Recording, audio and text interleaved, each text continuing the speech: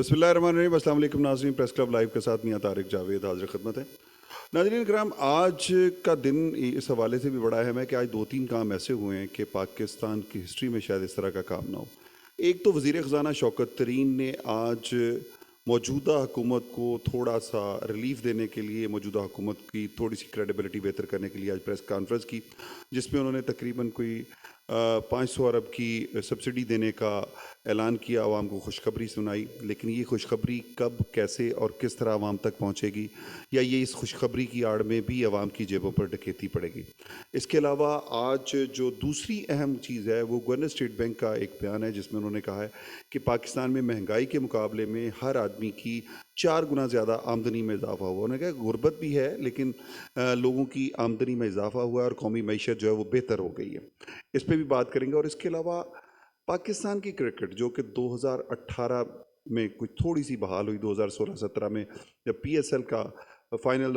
लाहौर में करवाया गया, फिर इसी तरह कुछ और मैचेस करवाए, कुछ और बाहर की इंटरनेशनल टीमों की पाकिस्तान आमद हुई, वर्ल्ड 11 पाकिस्तान आई, तो उस वक्त हमारे इस वक्त के कप्तान का कहना था कि इस तरह जी क्रिकेट बहाल नहीं हो सकती। लेकिन जो थोड़ी बहुत क्रिकेट बहाल हुई थी, इंटरनेशनल टीमों ने पाकिस्तान आना शुरू किया था, वो मौजूदा हुकूमत की बेहतरीन कारकर्दगी और PhD स्पोर्ट्स में PhD होल्डर वज़ीर आज़म और उनकी टीम ने बड़ा गर्क कर दिया है। उनकी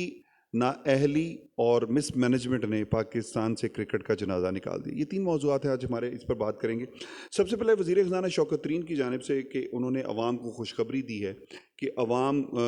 को एक सब्सिडी दी जा रही है, जिसके ज़रिए पाकिस्तानी अवाम पर जो महंगाई का एक बम गिरा है, जो हालिया दिनों में बहुत ज़्यादा महंगाई हुई है, उसको कम करने की कोशिश की जाएगी। और इतलात ये भी हैं कि ये जो फ़ंड्स होंगे, ये जो 500 अरब रुपए जिसकी सब्सिडी दी जाएगी अवाम को, ये क्या है, सॉरी 100 अरब रुपए की जो सब्सिडी दी जाएगी वो क्या है और किस तरह कहाँ से ये फ़ंड्स आएंगे। एक इतलात ये भी हैं कि ये बेनज़ीर इनकम सपोर्ट प्रोग्राम में जो एलोकेट हुआ है फ़ंड, उस फ़ंड को इधर ट्रांसफ़र किया जा रहा है और अवाम को सब्सिडी दी जाए। पाकिस्तानी अवाम के लिए पर एनम जो सब्सिडी की अगर बात की जाए तो कम अज़ कम 500 अरब रुपए की सालाना सब्सिडी जो है वो पाकिस्तानी अवाम के लिए इस वक्त दी जाए, तो तब जाकर कुछ अवाम को रिलीफ मिलेगा, अदरवाइज़ पाकिस्तानी अवाम को रिलीफ नहीं मिलेगा। जहाँ तक हुकूमती वज़ीर का, वज़ीर ख़ज़ाना का, जो कि अभी तक सेनेटर भी नहीं बने, उनका कहना है कि जी हमने बहुत ज़्यादा मईशत को बेहतर कर लिया है। डॉलर जो 170 पे चला गया है, उसको भी कोशिश कर रहे हैं कि नीचे लेके आएंगे। लेकिन ये सारी बातें शायद हवा में रहेंगी। किस तरह लाएंगे, ये अभी तक कोई वाज़ेह पॉलिसी हुकूमत और वज़ीर ख़ज़ाना, चौथे वज़ीर ख़ज़ाना जो अभी तक नहीं दे सके, जिसकी वजह से पाकिस्तान इस वक्त एक कल्यूजन का शिकार है। पाकिस्तान में बेयकीनी की कैफियत है और पाकिस्तानी ताजर से, बिजनेसमैन से लेके आम आदमी तक हर शख्स परेशान है, क्योंकि पाकिस्तान में इस वक्त माशी तौर पर जो बदहाली आ चुकी है वो शायद कभी पाकिस्तान की 74 साल तारीख में कभी भी नहीं आई। इस तरह की माशी बदहाली, कहा ये जाता है कि पाकिस्तान की जो बुरी तरीन हुकूमतें रही हैं माजी में, उनसे भी बदतर इस वक्त मौजूदा हुकूमत की कारकर्दगी है, जिसकी वजह से एक तरफ तो वज़ीर आज़म इमरान खान कहते हैं कि वो पाकिस्तानी पासपोर्ट की इज़्ज़त और तौक़ीर में इजाफा करेंगे, दूसरी तरफ वो कहते हैं कि पाकिस्तान की मईशत को ठीक करेंगे। लेकिन 3 साल कारकर्दगी, एंड ऑफ द डे आज के दिन तक उनकी जो कारकर्दगी है वो यही है कि गुज़श्ता हुकूमतों ने मुल्क लूटा, गुज़श्ता हुकूमतें मुझसे NRO मांग रही हैं, लेकिन पाकिस्तान की मईशत के लिए, पाकिस्तान के अवाम के लिए अभी तक उन्होंने कुछ नहीं किया। दूसरी तरफ अगर बात की जाए, इस वक्त जो चीनी का रेट 110 रुपये से 120 रुपये फ़रोख्त हो रहा है, तो ये इस साल और रवां साल के आखिर तक और अगले साल मार्च अप्रैल तक तो कोई इम्कान नहीं है कि चीनी 100 रुपये से कम में फ़रोख्त हो सके। हाँ, अलबत्ता ये हो सकता है, वज़ीर ख़ज़ाना ने जिस तरह कहा कि चीनी 90 रुपये किलो मिलेगी, जो यूटिलिटी स्टोर्स पर 80 रुपये या 85 रुपये मिल रही है चीनी, वो यकीनन 5 रुपये और इजाफे के साथ आपको 90 रुपये की मिलना शुरू हो जाएगी। अदरवाइज़ कोई और इम्कान नहीं है कि चीनी की कीमतों में कमी हो सके। इसी तरह आटा और दीगर अशिया सर्फ की कीमतों में कमी नहीं होगी। बाकी रही बात जो इस वक्त पेट्रोलियम मसनूआत की कीमतों में इजाफा है, तो ये जनवरी से फरवरी तक तकरीबन हुकूमत ने 50 रुपये मज़ीद इसमें इजाफा करना है, जो तकरीबन 160 से 170 रुपए तक पेट्रोल चला जाएगा। और दूसरी बात रही डॉलर की, अगर बात की जाए तो हुकूमत ने अभी तक जो इक़दामात किए हैं डॉलर में को बेहतर करने के लिए, वो ऐसे इक़दामात नहीं है कि जो कोई सॉलिड होंगे, जिनकी ये होगा कि इस डॉलर की कीमत में कोई कमी आएगी। डॉलर अभी भी जिस पोजीशन में है और आइंदा भी जिस पोजीशन में रहेगा, उससे अंदाज़ा ये है हमने अपने पहले प्रोग्रामों में भी सितंबर से पहले कहा था कि सितंबर में डॉलर 170 रुपये से 172 रुपये तक हो जाएगा, 75 तक हो जाएगा। और जो यकीनन इस वक्त ओपन मार्केट में 172-73 रुपये का फ़रोख्त हो रहा है। हुकूमत ने जो है मार्केट में तकरीबन कोई $2 बिलियन जो है वो फेंके थे ताकि डॉलर को स्टेबल किया जा सके, लेकिन उसके भी कोई 2 रुपये कम हुए थे इंटरबैंक, लेकिन वो भी इसमें कोई कम नहीं हुआ। लेकिन उसका नतीजा ये निकला कि डॉलर इस वक्त फिर एक दफ़ा तेज़ी की तरफ जा रहा है और आने वाले दिनों में मार्च अप्रैल तक इम्कान यही है कि इवन फरवरी तक कि डॉलर जो है 200 की या डबल सेंचुरी क्रॉस कर जाएगा, डबल सेंचुरी तक पहुंच जाएगा, जो कि पाकिस्तानी मईशत के लिए इंतहाई ख़तरनाक होगा। यानी आपका जो रुपया है वो 100% डीवैल्यू हो जाएगा। उसकी मिसाल हमने गुज़श्ता प्रोग्राम में भी दी थी कि 7.5% डीवैल्यूएशन पर जो है श्रीलंका ने हंगामी माशी हालत नाफिज कर दी है, जबकि पाकिस्तानी रुपया जो 35% तक डिवैल्यू हो चुका है, उस पर हमारी हुकूमत के कान पर कोई अभी तक जू नहीं रेंगी, जिसकी वजह से पाकिस्तानी मईशत मज़ीद बिगड़ती जा रही है। इस हवाले से अगर पब्लिक परसेप्शन की बात की जाए, कोई फैक्ट्री ओनर है, कोई जॉब करने वाला पर जॉब पर्सन है, कोई बिजनेसमैन है, कोई सब्ज़ी वाला है, कोई फ्रूट वाला है, कोई इवन शॉपकीपर है, सब लोगों का एक ही रोना है कि जी मईशत कारोबार नहीं है, कारोबार का बेड़ा गर्क हो गया है। तो अब डेफिनेटली हमारी इस्टेब्लिशमेंट और हमारे उन अरबाब इख्तियार को कि जो 6% GDP पर कहा करते थे कि जी माशी हालत ठीक नहीं है, अब उनको ज़रा गौर करना चाहिए कि माइनस और 1 पर 2% पर GDP पर 3 साल कारकर्दगी के बाद हुकूमत कहाँ पर खड़ी है, तो ऐसी माशी पॉलिसियों पर अब उनको नज़रसानी करेंगे। दूसरी जानिब आज गवर्नर स्टेट बैंक ने जो एक स्टेटमेंट दिया जिसमें उनका कहना है कि पाकिस्तान में महंगाई के मुकाबले में लोगों का जो ज़राए आमदनी है वो या आमदनी में चार गुना ज़्यादा इजाफा हुआ है। तो ये शायद उनकी अपनी आमदनी में तो इजाफा हुआ होगा, या उन जैसे और बिजनेसमैनों की या उन जैसे और ब्यूरोक्रेट्स की आमदनी में इजाफा हुआ होगा, या वो किसी बहुत बड़े बिल्डर जो कि कराची में बिजनेस टाइकून है पाकिस्तान के, इस तरह के उनकी आमदनियों में तो इजाफा हुआ होगा। आम पब्लिक की आमदनी में शायद कोई इजाफा नहीं हुआ। 25% BPS इंटरेस्ट रेट जो इजाफा किया गया है, उसके बाद यकीनी तौर पर स्टेट बैंक शायद डॉलर को स्टेबल करने के लिए उन्होंने किया है, लेकिन चूंकि स्टेट बैंक एक ऐसा खुद मुख्तार इदारा है जिसको डायरेक्ट IMF को तो जवाबदेह हो सकता है, लेकिन पाकिस्तानी हुकूमत उसमें कोई मुदाखलत नहीं कर सकती। जो ताज़ा तरीन IMF की शराइत के बाद रज़ा बाकर साहब को जो गवर्नर स्टेट बैंक बनाया गया, तो वो इन्हीं शराइत पर आए हैं कि उनमें मौजूदा हुकूमत जो है उसमें कोई मुदाखलत नहीं कर सकती, और उसका नतीजा ये है कि स्टेट बैंक के गवर्नर ने जो 25 BPS इंटरेस्ट रेट में इजाफा किया है, उसका क्या इम्पैक्ट पाकिस्तान के अवाम पर होगा, या उसका कोई फ़ायदा पाकिस्तान की आवाम को होगा, या उनकी जेबों पर मज़ीद डाका पड़ेगा। नहीं, ऐसा कुछ नहीं है। जहाँ तक बात है इसका फ़ायदा सबसे ज़्यादा उन कमर्शियल बैंकों को होगा जिनकी मौजूदा हुकूमत जो है तकरीबन 40,000 अरब से ज़ायद की मकरूज़ है। अगर उसमें आप अगर 7% से 9% पे चले जाते हैं, तो उसके बाद उन बैंकों को उस कर्ज़ों की वापसी पर मौजूदा हुकूमत को तकरीबन कोई जो है अरबों डॉलर्स का नुकसान होगा, जो कि हमारी एक डूबती हुई मैशत के लिए मज़ीद नुकसान होगा, या डूबती हुई मैशत पर एक और भारी बोझ होगा जिसको शायद हमारी हुकूमत या हुक्मरान शायद के बजट के हवाले से तो कुछ ना कर सके, लेकिन आवाम की जेब पर मज़ीद एक डाका पड़ जाएगा, जिसका ये अंदाज़ा है ताज़रीन इतलात के मुताबिक जो माहिरीन माइशत कहते हैं, उनका कहना है कि अगर एक घर में 5 अफराद होंगे तो हर आदमी को तकरीबन उस फैमिली को 2,500 जो है कि डकैती उनकी जेब पर पड़ेगी, उनको 2,500 रुपये मज़ीद उन पर इजाफी बोझ पड़ जाएगा। जहाँ तक बात है सब्सिडी की, जो मौजूदा हुकूमत ने वज़ीर ख़ज़ाना ने आज जो कहा है कि 1 करोड़ फैमिलीज़ को जो है वो सब्सिडाइज चीज़ें फ़राहम की जाएंगी। ऐसा नहीं है, पाकिस्तान में तकरीबन 5 करोड़ फैमिलीज़ हैं, 5 करोड़ घराने ऐसे हैं जिनको सब्सिडी की ज़रूरत है, और वो